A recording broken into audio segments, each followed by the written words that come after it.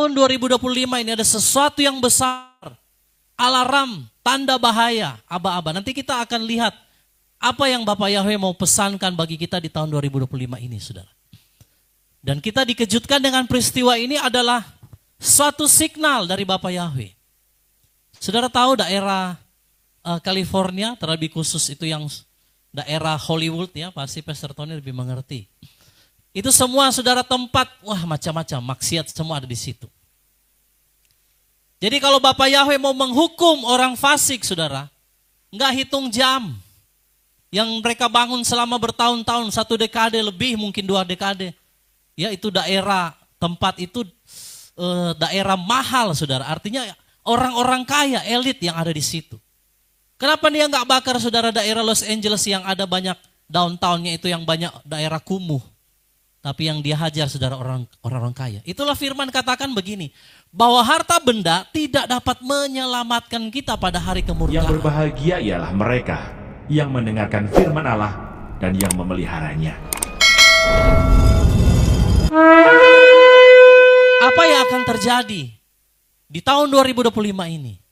Ya, saya sudah sampaikan tentang alarm itu. Dan ada peristiwa saudara kecelakaan pesawat berturut-turut. Lalu dilanjut dengan peristiwa kebakaran dahsyat ini. Nah, saudara saya akan mengajak kita melihat apa pesan Bapak Yahweh mengenai apa yang akan terjadi di tahun 2025. Saudara, siapkan dirimu karena ini bukan perkara yang main-main, ini perkara serius. Ini baru sedikit Bapak Yahweh perlihatkan kepada umat manusia bahwa betapa manusia itu hanya seperti debu di tangannya. Jadi kita nggak boleh sembarangan, kita nggak boleh main-main. Kita nggak boleh saudara hidup di dalam dosa, dalam kejahatan. Ya, mari sama-sama kita melihat ini pesan Bapak Yahweh yang tercantum di dalam Habakuk pasal 3 ayat yang kedua sampai ayat yang ketiga. Ini saudara Nabi Habakuk menerima satu revelation, pewahyuan. Dan saya percaya ini sinkron dengan apa yang terjadi hari-hari ini. Mari sama-sama kita baca. Bapak Ibu yang ada di Zoom, yang ada di live streaming, silakan lihat di screen kalau saudara tidak punya LT3. Mari kita bangkit berdiri bersama untuk menghormati Dafar Elohim. Dan kita baca ayat ini, Habakuk pasal 3, ayat 2 sampai ayatnya yang ketiga. 3, 2, 1. Ya Yahweh, aku telah mendengar suaramu, dan aku takut kepada pekerjaanmu, ya Yahweh. Bangkitkanlah pekerjaanmu di antara tahun-tahun, buatlah itu dikenal di antara tahun-tahun. Dalam murka ingatlah akan belas kasihan. Elohim datang dari Teman, dan yang Maha Kudus dari Gunung Paran, Selah. Keagungannya menutupi langit, dan kepujiannya memenuhi bumi. Oke, silakan duduk saudara. Apa yang Bapak Yahweh mau nyatakan tahun 2025 ini saudara? Nabi Habakuk mendengar ada suara pekerjaan Bapak Yahweh yang dahsyat saudara di tahun-tahun yang dia lihat di dalam penglihatan itu. Dan dikatakan inilah pekerjaan Bapak Yahweh. Apa itu saudara? Murka. Ya, nanti kita akan lihat dampaknya apa saudara sesuai dengan yang terjadi tahun 2025 ini. Saya melihat, Bapak Ibu perhatikan baik-baik. Waktu kita beribadah sampai hari ini, kemuliaan Elohim itu tetap ada. Saya selalu pantau lihat. Tapi satu hal saya mau bilang bagi saudara, kemuliaan Elohim itu ternyata waktu saya berdoa tadi malam saya nggak bisa tidur saudara. Karena memang anak saya juga yang paling kecil itu lagi demam. Ya, ini sudah masuk 1 minggu lebih. Kalau secara dokter itu pasti sudah masuk rumah sakit di infus saudara. Tapi kita percaya kepada Bapak Yahweh. Nah, saudara saya nggak bisa tidur dan waktu saya berdoa, suara Ruach HaKodes di hati saya berkata begini, anakku, banyak orang berdoa meminta kemuliaan Elohim. Karena mereka berpikir kemuliaan Elohim itu berkat. Kemuliaan Elohim itu mujizat, kemuliaan Elohim itu penuaian jiwa-jiwa. Betul saudara, salah satunya. Tapi Ruach HaKodes berkata di hati saya, kemuliaan Elohim juga adalah penghukuman. Api. Nanti saudara akan lihat ayatnya. Jadi Nabi Habakuk melihat bahwa Elohim Yahweh itu datang dari Teman. Sekarang saya akan ajak saudara melihat kalau kedatangan Yeshua HaMashiach ini diawali dengan kemuliaan. Nah, kemuliaannya ini saudara, kemuliaannya ini bukan berbicara soal berkat atau kesembuhan, tapi lebih spesifik kemuliaan Elohim ini nanti kita akan lihat. Dia datang dari Teman. Apa itu Teman? Ada di slide? Coba di slide kedua.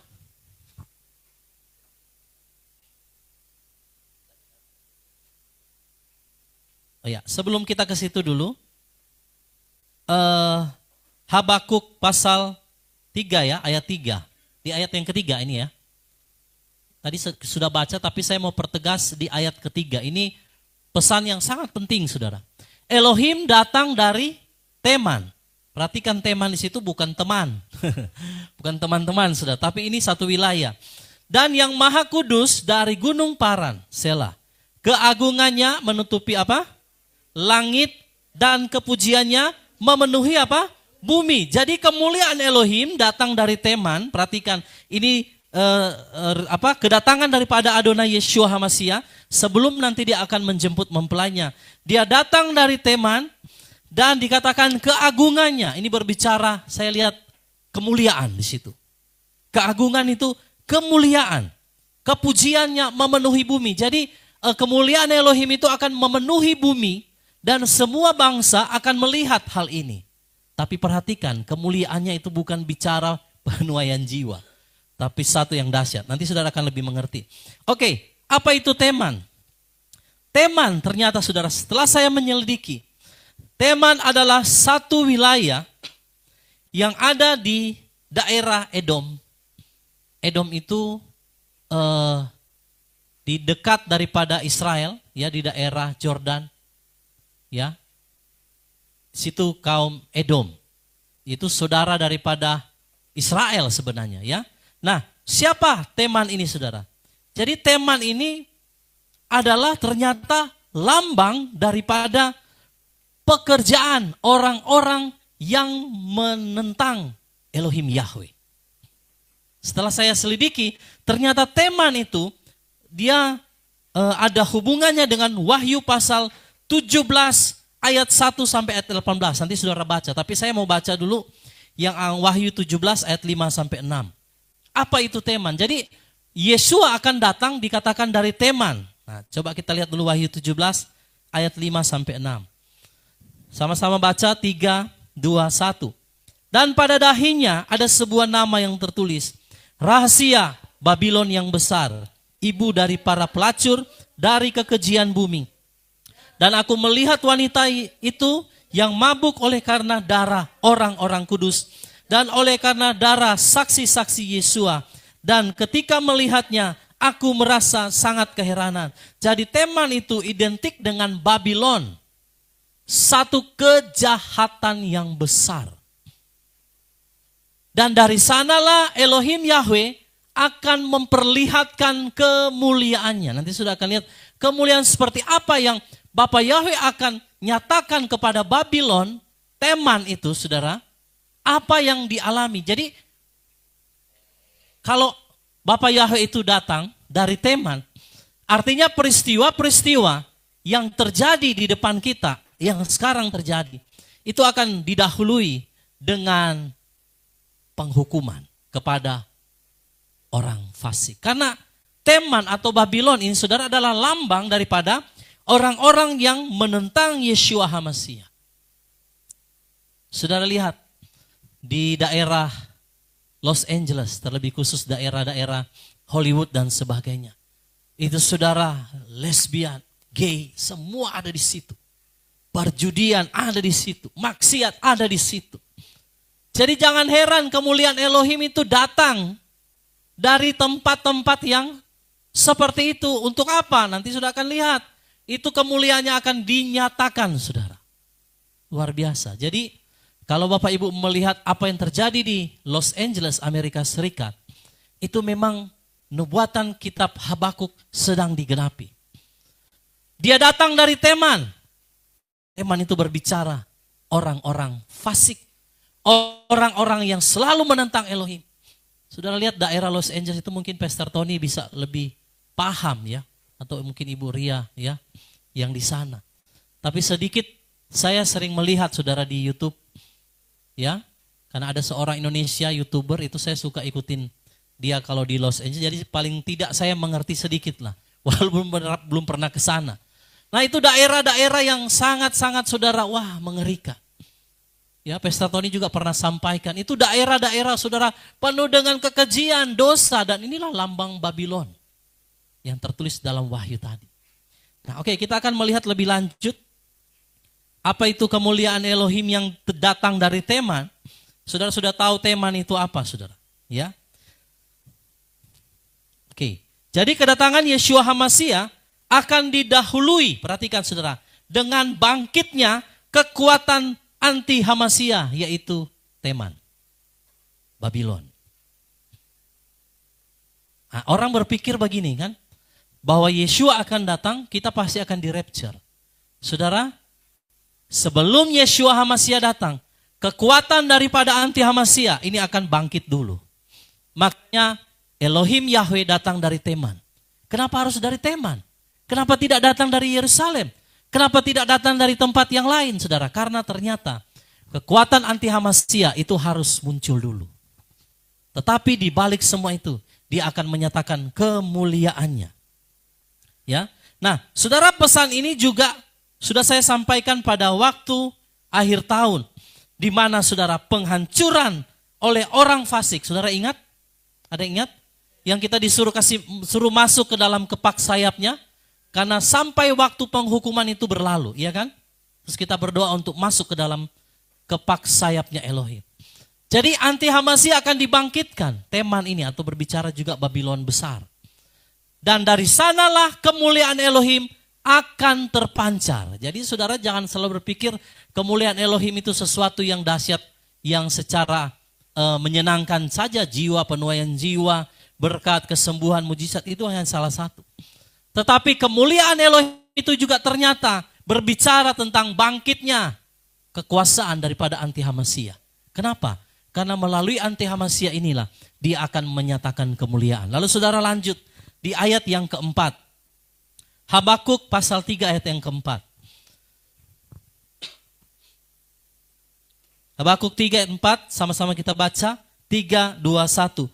Dan kecemerlangannya adalah seperti apa? Cahaya. Tanduk-tanduk miliknya keluar dari tangannya. Dan di sanalah persembunyian apa? Kekuatannya. Saudara, ayat ini memang sukar dipahami. Tapi saudara kalau mengikuti pengajaran akhir zaman, saya sudah bicara sebenarnya semua. Berbicara tentang tanduk itu kekuatannya Elohim. Siapa? Ada 7 tanduk yang saya pernah bahas kalau saudara ingat ya. Dan kecemerlangan di sini saudara ya. Itu adalah kemuliaan, glory, kemegahan, kekuatan. Jadi kekuatan daripada orang percaya itu ketika apa saudara? Ada di dalam hadiratnya, kepak sayapnya. Maka dikatakan di situ, tanduk-tanduk miliknya keluar dari tangannya dan di sanalah persembunyian kekuatannya.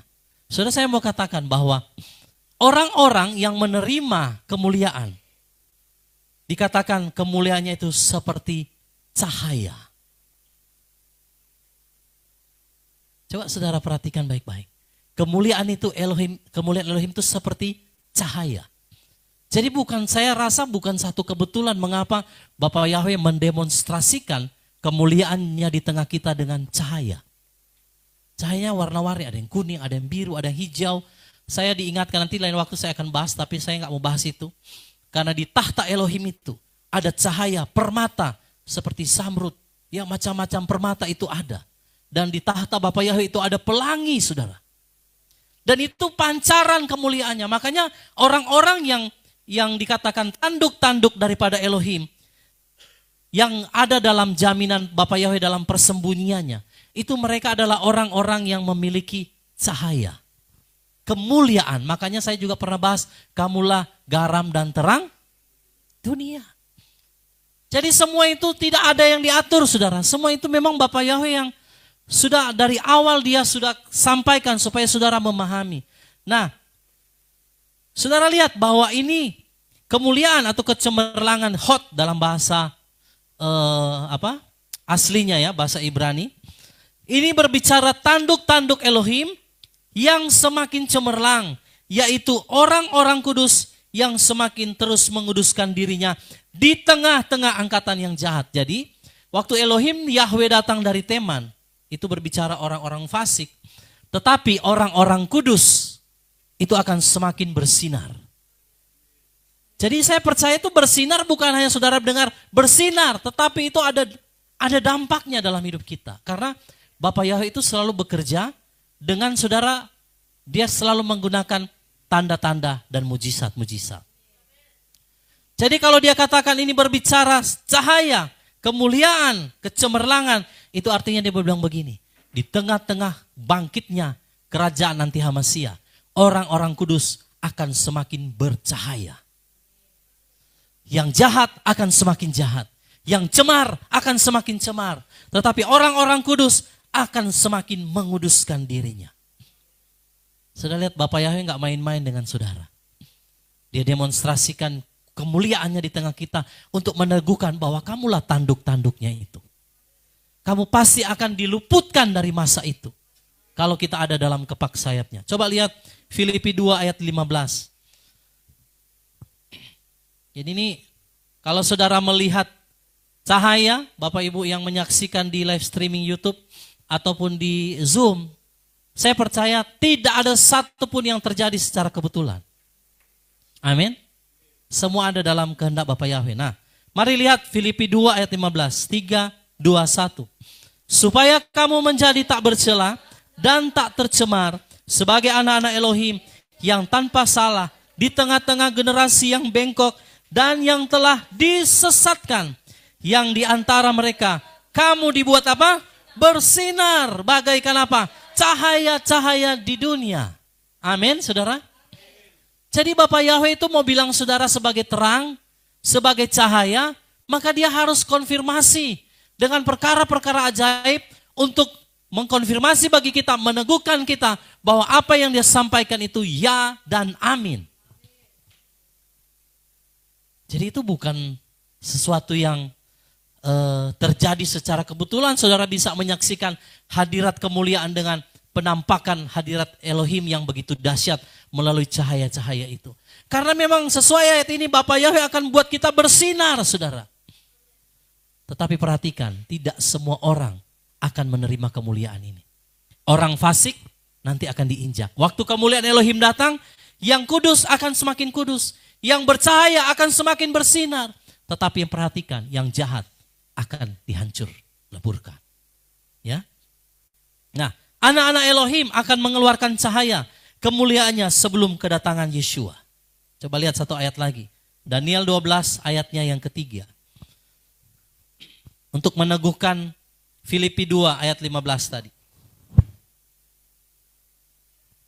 Daniel 12 ayat 3, 2, 1. Dan orang-orang yang apa? Bijaksana akan bercahaya bagaikan cahaya cakrawala. Mereka yang menuntun banyak orang kepada kebenaran seperti apa? Bintang selama-lamanya. Ini bukan perumpamaan saja, saudara. Kalau Bapak Yahweh bilang kamu akan bercahaya seperti bintang, memang pasti bercahaya. Saya lihat dalam ibadah kemarin bukan hanya saya, waktu Pak Anto bersaksi, terus waktu tadi Pak Yones menyembah, itu ada cahaya-cahaya merah muncul lagi, saudara. Jadi saya mau katakan begini Bapak Ibu, di dalam kemuliaan Elohim ini memang ada penghukuman bagi orang-orang jahat. Tetapi ini juga adalah ketika kemuliaan Elohim itu datang, orang benar justru akan semakin bersinar.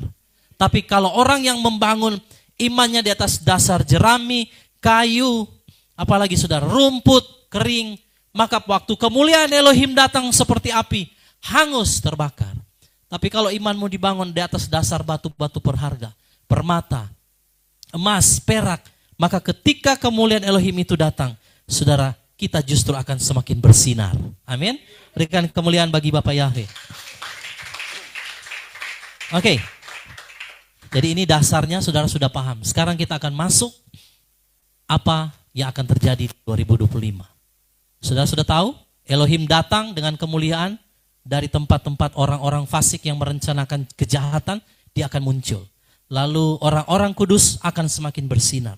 Tetapi perhatikan apa yang Bapak Yahweh mau nyatakan tahun 2025 ini. Apa yang akan terjadi sebelum kedatangan Yeshua HaMashiach? Habakuk 3 ayat yang kelima. Ini dua perkara penting yang akan saya sampaikan kepada saudara yang akan terjadi di tahun 2025. Makanya akhir tahun 2024 dikatakan berjaga-jaga. Ini tahun alarm. Ayat yang kelima, 3, 2, 1. Di depannya berjalan apa? Wabah, penyakit. Dan apa? Kobaran api keluar di belakang kakinya. Perhatikan Bapak Ibu. Waktu Elohim Yahweh datang, di depannya berjalan apa? Wabah. Lalu apa saudara? Dan kobaran api keluar di belakang kakinya. Ada dua pesan Bapak Yahweh di tahun 2025. Bapak Ibu perhatikan, ini serius. Saya nggak main-main, ini serius. Jadi waktu saya berdoa, Roh Kudus nyatakan, anakku, dengar baik-baik, sampaikan kepada umatku. Engkau harus berjaga-jaga. Ketika kamu lihat Elohim itu datang, maka ada dua peristiwa besar akan terjadi di tahun 2025. Yaitu kobaran api, bukan saja di Amerika. Saudara akan melihat di berbagai tempat itu akan terjadi. Lalu di belakangnya apa saudara? Di depannya apa? Wabah. Di belakang apa? Api. Di depan wabah. Nah, waktu saya berdoa, Roh Kudus, tolong nyatakan kepada saya, apakah ini harus saya sampaikan? Dan dia teguhkan lewat mimpi. Nanti saya akan sampaikan di akhir. Jadi Bapak Ibu, apa yang terjadi di Los Angeles itu barulah permulaan. Di mana hadirat kemuliaan Elohim datang dari Teman itu, dikatakan dia berjalan, di depannya ada wabah, di belakangnya ada apa saudara? Api. Jadi dua perkara di tahun 2025 ini, saudara harus waspada. Akan terjadi banyak kebakaran di berbagai tempat. Dan yang kedua, itu ada wabah. Sudah mulai digaungkan, betul? Nggak tahu kapan pastinya. Tapi itu sedang digaungkan hari ini. Dan itu ternyata memang sudah ditulis dalam kitab Habakuk, Bapak Ibu. Bayangkan. Jadi dua perkara ini, Roh Kudus menyatakan kepada saya, saudara, sebagai alarm, sebagai satu signal, bahwa engkau harus berjaga-jaga, Bapak Ibu. Amin. Ini serius. Kobaran api itu bukan akan terjadi di LA saja. Saudara akan lihat akan terjadi di berbagai tempat. Karena firman Bapak Yahweh yang sudah menyatakannya.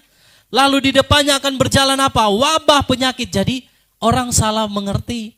Dia pikir kemuliaan Elohim itu penuaian jiwa. Kemuliaan Elohim waktu dia berjalan, di depannya ada wabah, di belakangnya ada terkurung. Saudara lihat, akhir daripada apa yang terjadi di Los Angeles, itu seperti gerbang neraka, saudara. Waktu ada yang foto, ada yang lihat di Facebook atau di YouTube, itu seperti gerbang neraka. Apinya sangat dahsyat, saudara. Tetapi Nabi Habakuk sudah melihat hal itu. Bahwa kalau kemuliaan Elohim datang, dia akan datang dengan wabah di depannya. Di belakang mengikuti apa? Kobaran api. Jadi dua peristiwa ini yang akan terjadi di 2025 Bapak Ibu. Bahwa akan ada wabah penyakit sampar dan kobaran api. Dua tanda ini juga sebagai alarm peringatan bagi saudara dan saya untuk bersiap memasuki hari Yahweh yang akan segera tiba. Saudara siap? Kalau naik pesawat, saudara harus segera fasten your seat belt. Kencangkan, pasang sabuk pengaman. Amin, saudara. Jadi kalau dua tanda ini sudah mulai muncul, berarti kemuliaan Elohim sedang datang. Kalau dia datang, berarti hari Yahweh akan segera tiba. Mari lihat Sefanya 1 ayat 14-15 secara cepat saja. Sefanya 1 ayat 14 sampai 15 sama-sama kita baca. 3, 2, 1. Sudah dekat hari Yahweh yang besar itu. Sudah dekat dan hampir tiba. Gema suara hari Yahweh adalah pahit. Orang kuat yang ada di sana pun akan menangis dengan suara keras. Hari itu adalah hari kemurkaan, yaitu hari kesukaran yang penuh bahaya dan penderitaan yang berat. Suatu hari keruntuhan dan penghancuran. Suatu hari kegelapan dan kesuraman. Hari mendung dan berkabut. Saudara lihat? Apa itu hari Yahweh? Kalau 2 tanda tadi itu baru alarm. Sebagai permulaan. Bahwa kita akan segera memasuki hari Yahweh. Bahkan dikatakan di situ orang-orang yang perkasa sekalipun dikatakan apa saudara? Mereka akan menangis. Kalau dalam terjemahan lain dikatakan pahlawan pun menangis. Orang-orang kaya saudara nggak berdaya. Hanya melawan api saja. Belum lagi wabah. Saudara sudah lihat waktu pandemi COVID-19 kemarin? Itu banyak orang-orang punya uang gak berdaya. Karena ini hari Yahweh. Jadi Bapak Ibu perhatikan tahun 2025 itu ada sesuatu yang sangat penting. Yang berkaitan dengan hari Yahweh yang besar yang akan segera tiba. Maka saudara harus berjaga-jaga. Kalau nubuatan kitab Habakuk tentang api yang berjalan dan juga penyakit sampar yang akan datang, itu akan segera digenapi, maka saya mau bilang, saudara, berarti kemuliaan Bapa Yahweh itu akan segera dinyatakan. Hari Yahweh itu akan segera tiba. Mari berjaga-jaga saudara. Ini perkara yang sangat serius. Banyak orang larut di dalam pesta keduniawian, ya, kedagingan. Tapi mereka lupa bahwa hari Yahweh sudah dekat. Dan tandanya sudah ada. Bagaimana api itu akan berjalan.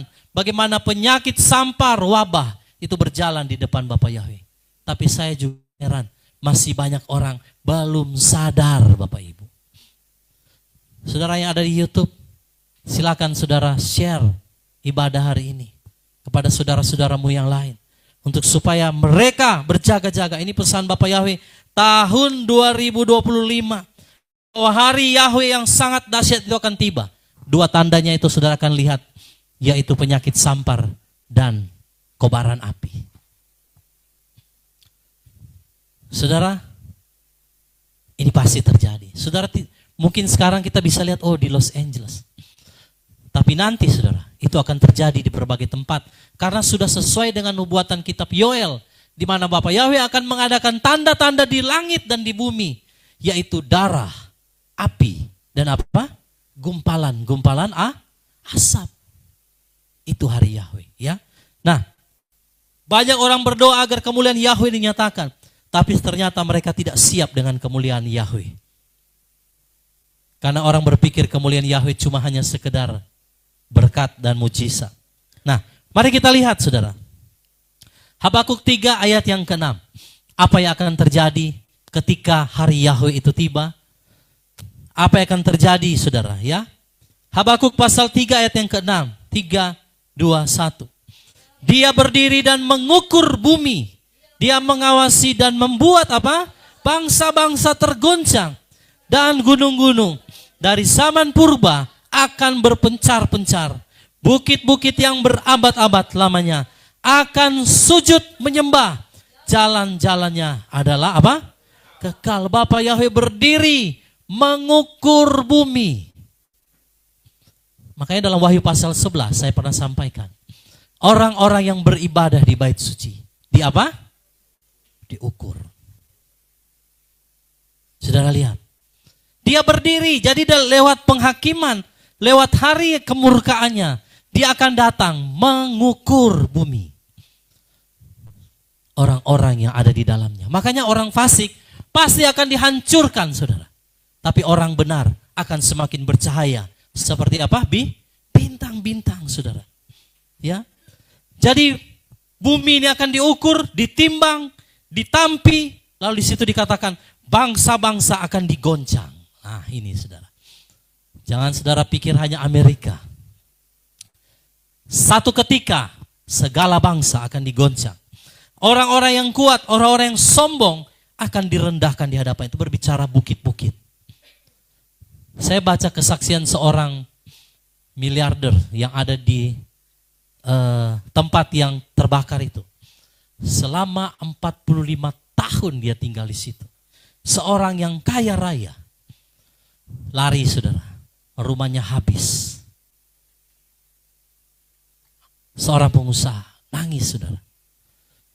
Kayak anak kecil. Karena apa yang dia bangun selama bertahun-tahun. Dia merasa, wah dia orang hebat. Dia punya harta kekayaan. Dia orang yang sangat luar biasa. Terkenal. Hanya dalam hitungan jam. Apa yang dia bangun selama bertahun-tahun, puluhan tahun. Habis saudara. Jadi saudara lihat. Kalau kemuliaan Elohim itu datang. Dia akan mengukur bumi. Tidak boleh ada orang yang angkuh. Tidak boleh ada yang sombong. Orang kaya yang selalu memamerkan kekayaannya. Ya. Memamerkan kekayaan. Orang yang selalu pamer ya. Yang mau dihargai, yang mau dihormati saudara. Bukit-bukit yang tinggi akan direndahkan semuanya. Amin saudara. Kita lihat lagi, saya akan sampaikan dengan cepat saja. Karena masih ada satu lagi nanti Bapak Yahweh akan tuntun kita untuk apa yang harus kita lakukan. Karena tanda ini akan dimulai, jadi kita harus persiapkan saudara ya. Yeskiel 7 ayat 19. Ketika Bapak Yahweh akan mengguncang bumi, apa yang terjadi? Yeskiel 7 ayat 19, 3, 2, 1. Mereka akan melemparkan semua perak di jalan-jalan. Dan emas mereka akan menjadi kecemaran. Perak dan emas mereka tidak akan dapat menyelamatkan mereka. Pada hari murka Yahweh, emas dan perak mereka tidak akan memuaskan jiwa mereka. Dan itu semua tidak akan memenuhi isi perut mereka. Karena kejahatan mereka telah menjadi batu sandungan bagi mereka. Saudara lihat orang-orang yang ada di Los Angeles itu. Mereka tinggalkan rumahnya. Mobil-mobil mewah berserakan di jalan saudara. Harta bendanya gak ada gunanya lagi. Itu hari Yahweh kalau dia datang saudara. Dengan murka. Oleh karena apa?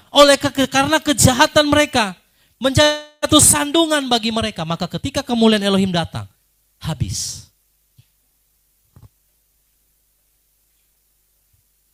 Oke, nah saudara lihat. Jadi Bapak Yahweh itu sedang menyatakan kemuliaannya, tetapi saudara, itu murkanya, amarahnya atas setiap dosa, kefasikan, itu sedang dia kerjakan. Yaitu penghukuman. Kenapa harus dimulai dari daerah Hollywood sana saudara? Karena dari sana itu berbicara Babylon, daerah Teman, daerah yang berbicara secara spiritual, itu adalah tempat kenajisan. Seperti lambang daripada wanita Babel besar, pelacur besar yang ada dalam kitab Wahyu. Itu Babel besar itu saudara, di Hollywood. Ya. Bagaimana saudara, segala dosa itu ada di sana. Dan betapa Bapak Yahweh sangat murka dengan dosa itu. Wah saudara, di sana bebas. Orang mau narkoba juga bebas. Ya, saya mengikuti itu seorang YouTuber Indonesia. Ada tempat-tempat bebas, saudara, mereka boleh pakai. Wah, dan semua perjudian, tempat maksiat, semua ada di sana. Maka itu gambaran seperti Babel, pelacur besar itu. Dan Bapak Yahweh akan datang dari sana. Apinya akan mulai dari sana. Tapi perhatikan, itu baru awal. Masih ada lagi apa? Wabah. Saya bukan, mohon maaf saudara, saya bukan mau menakut-nakuti saudara, bukan ya.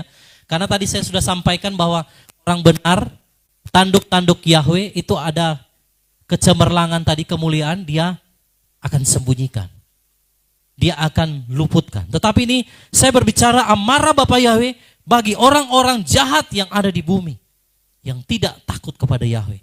Habakuk 3 ayat 12.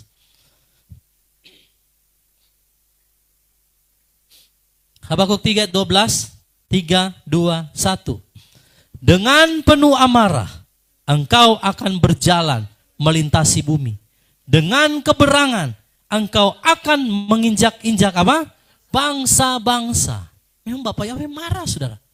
Makanya kemuliaan itu dia datang dengan apa? Api. Dan juga apa, saudara? Wabah, penyakit. Kemarahan, saudara, dia mengukur bumi. Dan dia akan menginjak-injak segala bangsa. Yaitu orang-orang fasik. Ini ngeri, Bapak Ibu. Apa yang saudara bayangkan tahun 2019? Kalau menurut saya belum ada apa-apanya. Sesuatu yang besar di depan kita sedang datang. Apakah gereja siap? Apakah Bapak Ibu di tempat ini yang ada di Zoom, di live streaming YouTube siap? Saudara semua siap? Siap untuk hari Yahweh yang dahsyat itu? Amin. Ya. Perhatikan, jangan sampai ada seorang pun yang ketinggalan, Bapak Ibu. Dia akan datang menghakimi bumi. Mungkin saudara belum memahami hari ini apa yang saya sampaikan. Tetapi ini pesan kan direkam. Saudara akan memahami ketika kemuliaan Elohim itu akan terjadi. Apakah Bapak Yahweh pernah gagal dengan rancangannya? Tidak. Tadi dikatakan jalannya kekal. Berarti apa yang dia firmankan akan dia lakukan segera.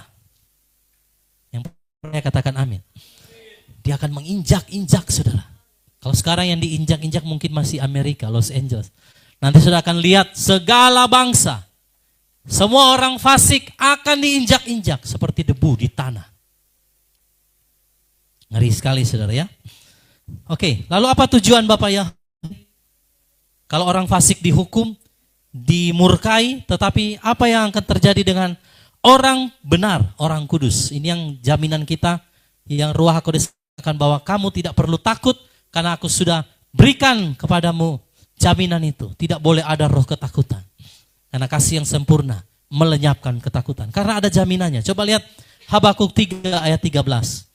Waktu kemuliaan Elohim datang, apa yang terjadi kepada orang benar? 3, 2, 1. Engkau muncul untuk apa? Keselamatan umatmu.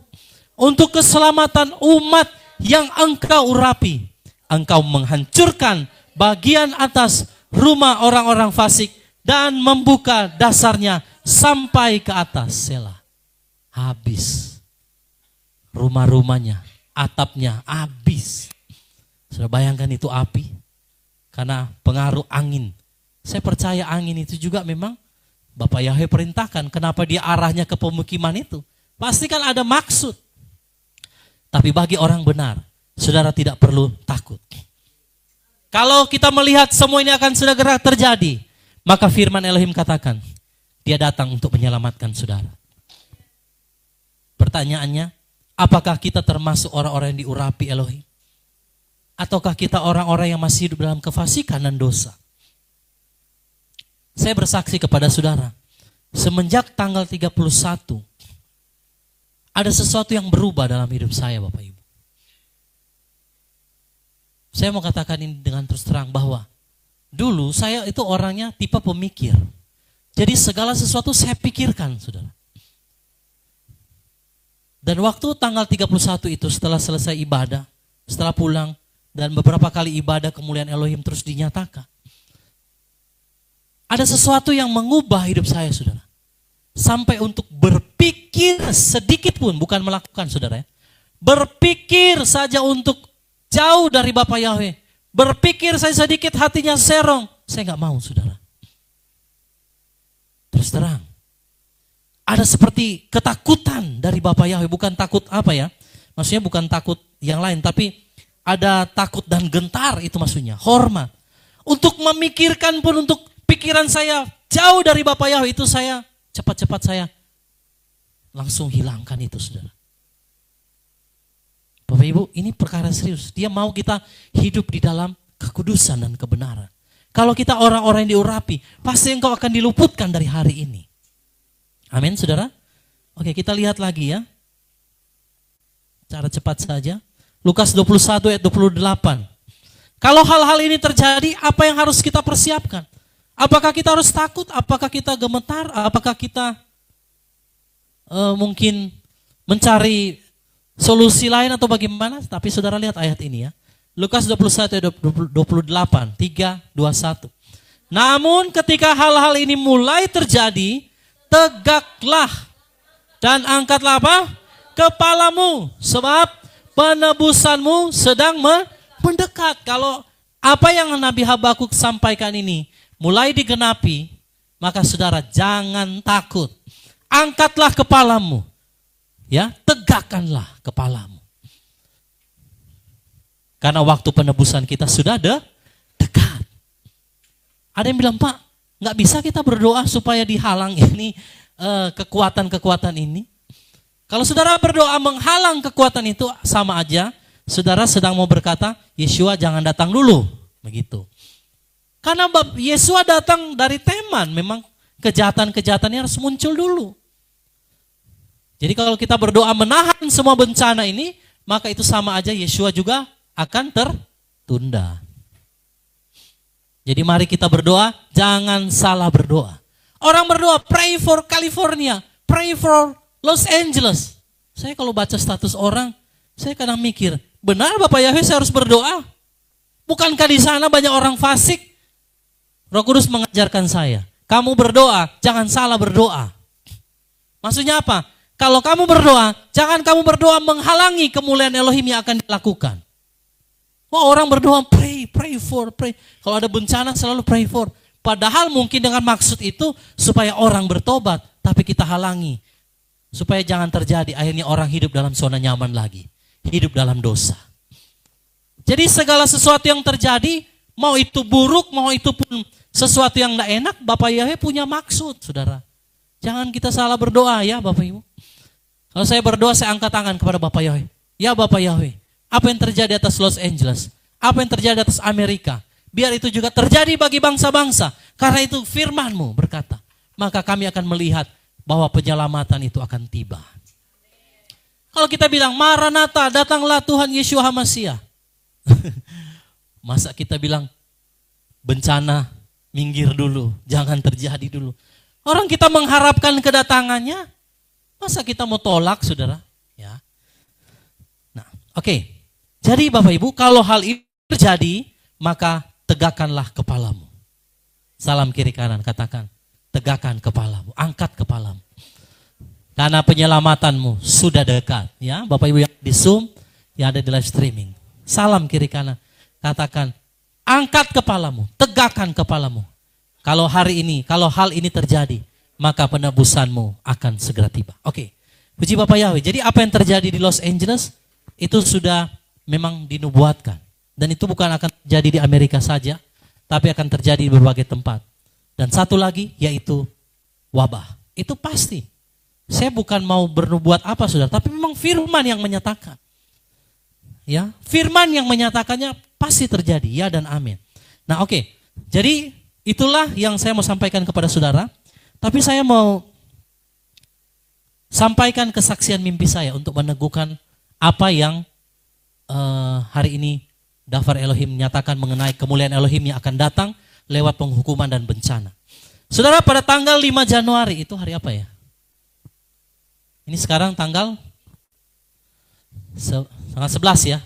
Tanggal 5 itu berarti hari apa itu? Minggu? Ya. Pada tanggal 5 Januari, saat saya tertidur, di dalam tidur itu, saya dibawa ke dalam satu dimensi di alam roh, di mimpi, saudara. Nah, di mimpi itu saya berdiri di satu bukit yang sangat tinggi. Saya bisa melihat kota-kota besar yang ada di dunia, itu ada di bawah saya, saudara. Itu mimpinya. Saya berdiri di atas bukit itu, dan banyak orang, saudara, ada di bawah. Yang di bawah saya lihat berpesta pora. Ada yang wah lagi pesta kembang api, ada yang lagi makan, ada yang lagi minum, ada yang lagi happy-happy, ada yang pokoknya lagi lakukan banyak hal. Lalu, saudara, ketika saya ada di gunung itu, saya melihat ada orang-orang juga yang berusaha naik ke gunung itu. Dan di atas itu, saya berkata, hey, naik ke gunung Bapak Yahweh. Ada yang baru mau naik, jatuh. Ada yang naik, susah payah sampai ke gunung. Ada juga yang berhasil masuk, naik ke gunung itu. Nah, singkat cerita, saudara, di gunung itu, saya berpikir bahwa, wah, ini tempat yang paling aman ya. Kalau terjadi musibah atau apa, ini tempat yang sangat aman. Tetapi saudara, baru saja saya berpikir, tiba-tiba saya melihat dari arah laut di kota yang besar itu, ada sebuah tsunami yang besar saudara. Ombak yang besar. Dan saya pikir begini, tidak mungkin ini tsunami mau masuk sampai ke bukit ini. Ternyata pemikiran saya salah. Ombak yang datang, saudara, itu lebih tinggi dari tempat di mana saya berdiri. Wah, saya bilang ini gawat. Ombaknya berlipat-lipat kali ganda. Lalu waktu saya, saudara, ada di situ, dengan cepat ada suara dari belakang saya berkata, cepat, kamu naik ke gunung yang lebih tinggi lagi di belakangmu. Lalu saya lihat di gunung itu, waduh, ini bagaimana mau naiknya Bapak Yahweh? Kayak ada batu-batu tajam, saudara. Terus dia bukan begini gunungnya kayak tebing. Tapi saya mau berpikir, saya sudah kehabisan waktu karena gelombang yang besar. Saya lihat pinggiran kota-kota itu semua orang minta tolong, habis saudara. Wah, itu gelombangnya mungkin bukan cuma puluhan meter, ratusan meter tingginya. Jadi saya tanpa berpikir lagi, saya langsung lari saudara. Saya naik di gunung itu semakin tinggi sekali sudah, sampai saya nggak bisa lihat lagi apa yang ada di bawah. Tetapi itu air pun hanya jarak beberapa meter saudara. Di bawah kaki saya, air itu menyapu. Ada yang orang dari gunung itu naik ke atas, semua yang naik itu selamat Bapak Ibu. Tetapi yang ada di gunung bawah itu, sama yang ada di bawahnya lagi, apalagi yang di kota-kota itu, habis saudara. Tersisa orang-orang yang di gunung yang tinggi. Lalu waktu saya ada di situ, ada suara yang berkata begini, kamu ingat, aku pernah berkata bahwa kamu jangan puas dengan satu kemuliaan. Engkau harus naik ke tingkat kemuliaan lebih tinggi lagi. 2 Korintus pasal 3 ayat 16. Dari kemuliaan kepada kemuliaan yang semakin besar, itu saya sampaikan di ibadah di Kota Bitung. Jangan puas dengan kemuliaan yang saudara sudah terima sekarang, naik lebih tinggi lagi saudara di hadapan Bapak Yahweh. Amin. Karena bencana itu sedang datang. Nah, ketika saya ada di atas gunung itu saudara, langsung saya ambil handphone dan saya menghubungi keluarga. Karena waktu itu seperti kita sendiri-sendiri. Tapi waktu saya hubungi, ternyata puji Bapak Yahweh, semua orang-orang yang saya kenal, ya, itu semuanya selamat. Walaupun di gunung, nggak tahu di bagian mana, tapi pokoknya mereka ada di gunung yang sangat tinggi itu, saudara. Jadi ternyata gunung yang bawah itu kena juga. Kita harus terus naik, saudara. Semakin tinggi dengan Bapak Yahweh. Amin. Jangan pernah cuma ada di gunung yang satu. Saudara, ketika saya terbangun, saya diingatkan oleh Roh HaKodes bahwa tsunami itu sedang datang. Habakuk pasal 3 tadi. Sebelum kedatangan Yeshua HaMasiah, maka saudara, jangan kita sibuk dengan perkara-perkara duniawi yang membebani pikiran kita. Saya lupa tadi di kesaksian mimpi saya tadi itu. Saya buang ransel saya, saudara. Saya buang semua yang saya pegang di tangan saya waktu itu. Dan Roh Kudus ingatkan, kamu jangan, nanti kamu akan terlambat. Lalu saya diingatkan tentang istri Lot. Diingatkan tentang Sodom dan Gomora. Diingatkan kembali tentang Nuh. Bahwa bencana itu sedang datang. Hari Yahweh yang besar itu sedang datang. Tanggalkan setiap beban, dosa yang merintangi kita untuk kita naik ke gunung kudusnya Bapak Yahweh. Amin saudara. Tanggalkan semuanya. Haleluya. Jadi inilah pesan Bapak Yahweh di tahun 2025. Nah, saudara, Bapak Yahweh mau setiap kita naik ke gunung yang lebih tinggi lagi. Jangan puas hanya di tempat ini. Jangan puas hanya di satu kemuliaan. Tapi mari naik lebih tinggi lagi. Lebih tinggi lagi bersama Elohim. Amin. Oke, kita akan melihat satu cuplikan. Ya, saudara boleh lihat apa yang terjadi di Los Angeles. Ini sebagai gambaran saja bahwa apa yang terjadi ini memang saudara baru permulaan. Ya, coba silakan diputar. Nggak ada suaranya ini. Ya, saudara lihat ya. Ini kebakarannya saudara. Ini kebakarannya mengerikan sekali. Sampai gunung-gunungnya habis saudara. Ya, Bapak Ibu bisa lihat ya. Betapa mengerikan, ribuan rumah habis saudara.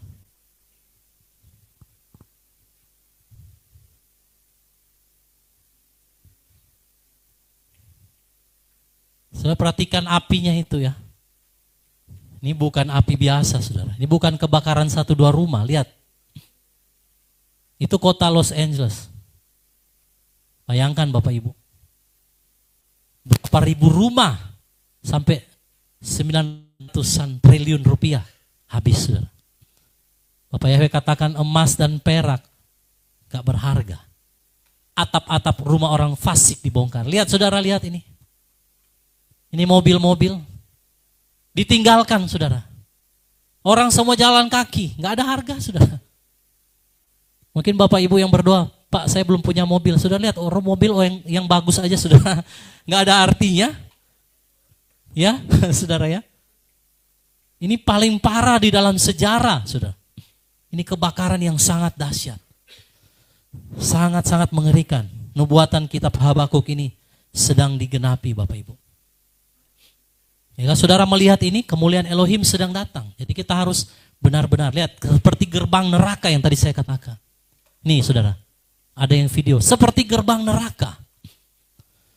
Betapa dahsyat saudara ya kebakaran yang terjadi di sana saudara.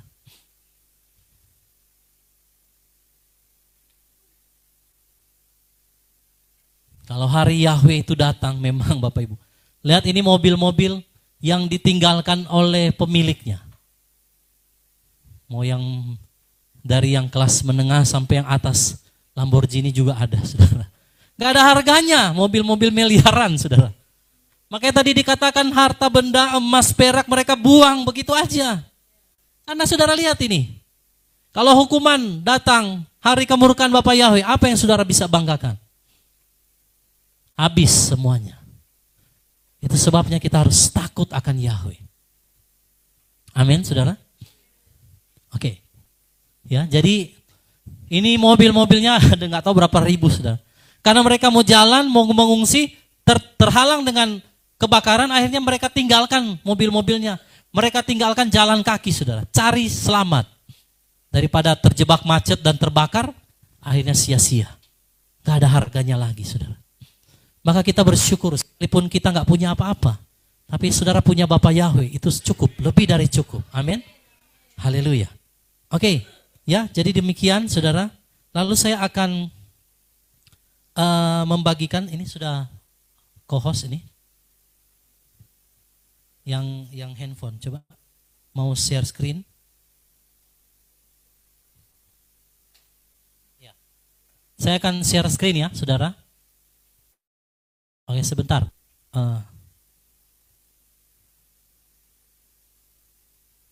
Saya akan perlihatkan kepada saudara ya. Oke. Saudara, 2020 kebakaran di Australia. Kebakaran dahsyat ini. Lalu 2025 kebakaran di Los Angeles. Di Amerika. Oke? Selang 5 tahun. Oke. Saudara lihat yang ini.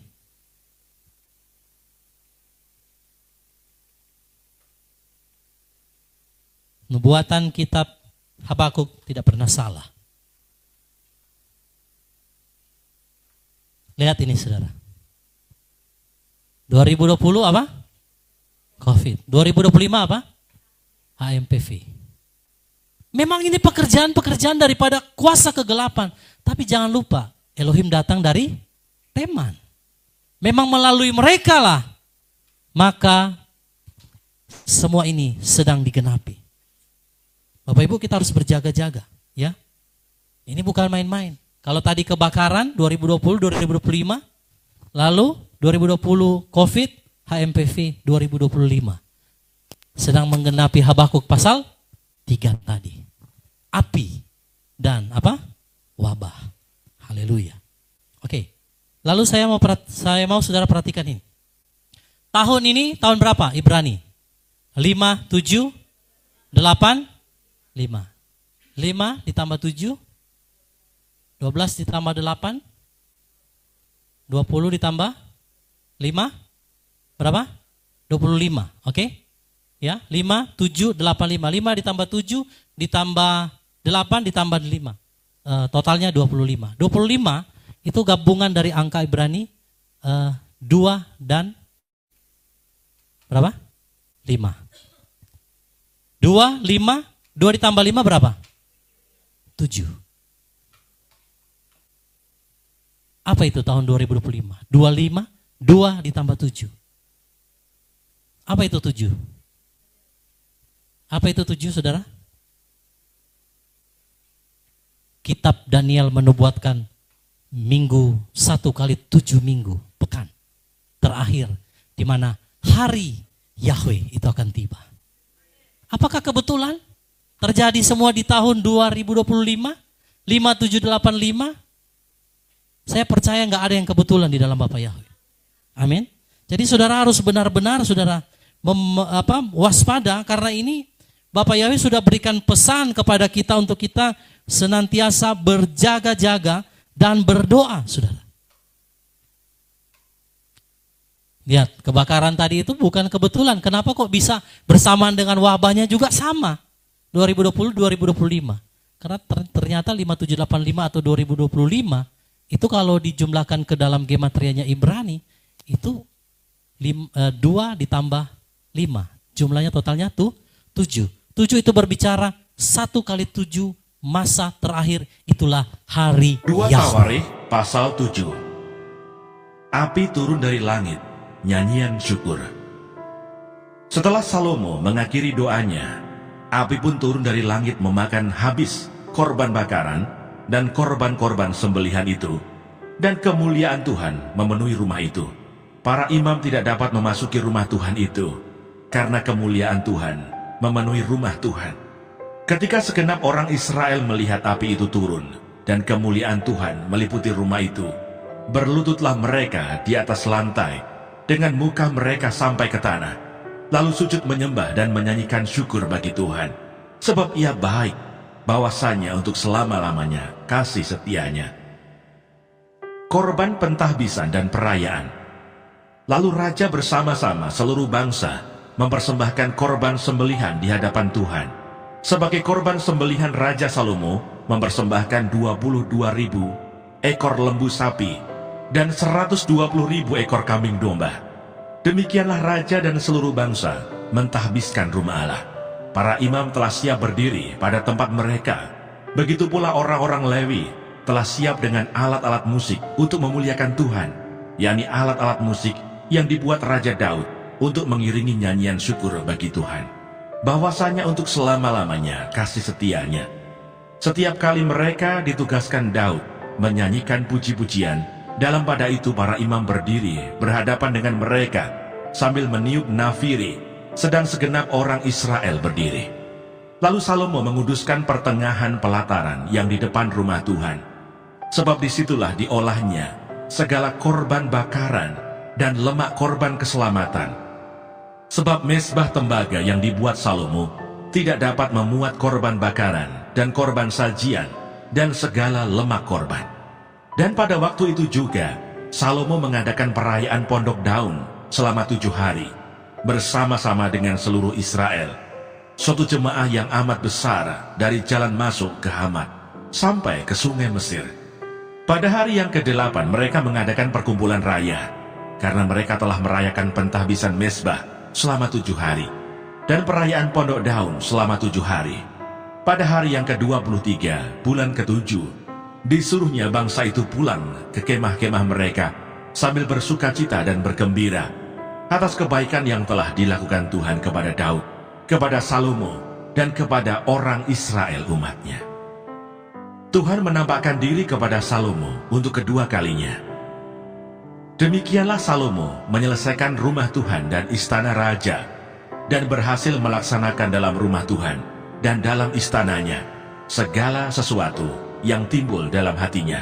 Kemudian Tuhan menampakkan diri kepada Salomo pada malam hari dan berfirman kepadanya, "Telah kudengar doamu dan telah kupilih tempat ini bagiku sebagai rumah persembahan. Bila mana aku menutup langit sehingga tidak ada hujan, dan bila mana aku menyuruh belalang memakan habis hasil bumi, dan bila mana aku melepaskan penyakit sampar di antara umatku, dan umatku yang atasnya namaku disebut merendahkan diri, berdoa, dan mencari wajahku, lalu berbalik dari jalan-jalannya yang jahat, maka aku akan mendengar dari surga dan mengampuni dosa mereka, serta memulihkan negeri mereka." Sekarang mataku terbuka dan telingaku menaruh perhatian kepada doa dari tempat ini. Sekarang telah kupilih dan kukuduskan rumah ini, supaya namaku tinggal di situ untuk selama-lamanya. Maka mataku dan hatiku akan ada di situ sepanjang masa. Mengenai engkau, jika engkau hidup di hadapanku sama seperti Daud ayahmu, dan berbuat sesuai dengan segala yang kuperintahkan kepadamu, dan jika engkau tetap mengikuti segala ketetapan dan peraturanku, maka aku akan meneguhkan tahta kerajaanmu sesuai dengan perjanjian yang telah kuikat dengan Daud ayahmu, dengan berkata, "Takkan terputus keturunanmu yang memerintah atas Israel."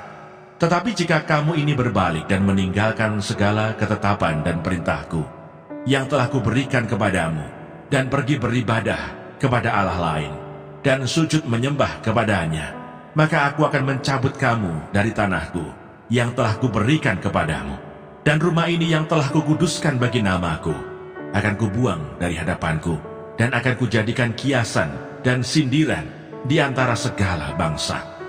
Dan setiap orang yang lewat rumah yang amat ditinggikan ini akan tertegun dan berkata, "Apakah sebabnya Tuhan berbuat yang demikian kepada negeri ini dan kepada rumah ini?" Maka orang akan berkata, "Sebab mereka meninggalkan Tuhan, Allah nenek moyang mereka, yang membawa mereka keluar dari tanah Mesir, dan sebab mereka berpegang pada Allah lain, dan sujud menyembah kepadanya, dan beribadah kepadanya. Itulah sebabnya Ia mendatangkan segala malapetaka ini ke atas mereka. Yang berbahagia ialah mereka yang mendengarkan firman Allah dan yang memeliharanya."